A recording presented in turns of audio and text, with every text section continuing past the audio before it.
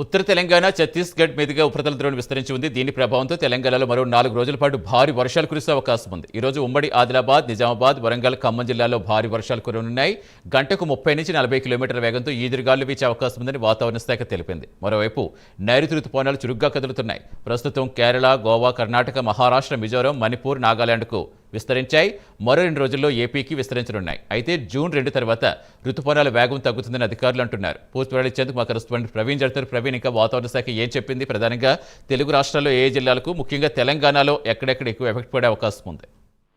సతీష్, అయితే చూసుకుంటే ఉత్తర తెలంగాణ ఛత్తీస్గఢ్ మీదుగా ఉపరితల ధోని అయితే కొనసాగుతుంది కాబట్టి దీని ప్రభావం వలన తెలంగాణలో 4 రోజుల పాటు భారీ వర్షాలు కురుస్తాయని వాతావరణ శాఖ ఇప్పటికే వెల్లడించిన నేపథ్యంలో నేడు ఉమ్మడి ఆదిలాబాద్, నిజామాబాద్, వరంగల్ జిల్లాలతో పాటు ఖమ్మం జిల్లాలో భారీ వర్షాలు కురిసే అవకాశాలు కూడా ఉన్నట్టుగా చెప్తున్నారు.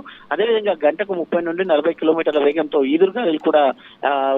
ఈదురుగాలులు ఉంటాయని కూడా చెప్తూ వస్తున్నారు. అదేవిధంగా అయితే నైరుతి రుతుపవనాలు అయితే ఇప్పటికే చురుకుగా కదులుతున్నాయట సమాచారం వస్తుంది. కేరళ, గోవా, కర్ణాటక, మహారాష్ట్ర, మిజోరం, మణిపూర్, నాగాలాండ్ కు విస్తరించిన రుతుపవనాలు 2 రోజుల్లో మొత్తం టోటల్ గా మన తెలంగాణ వ్యాప్తంగా 2 తెలుగు రాష్ట్రాలకి విస్తరించనున్నట్టు తెలుస్తుంది.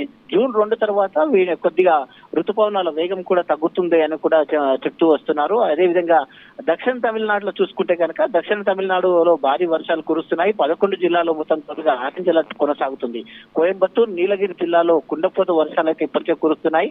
నీలగిరి జిల్లా లోపల పలు చోట్ల రాకపోకలిగిన నిలిపివేశారు అధికారులు.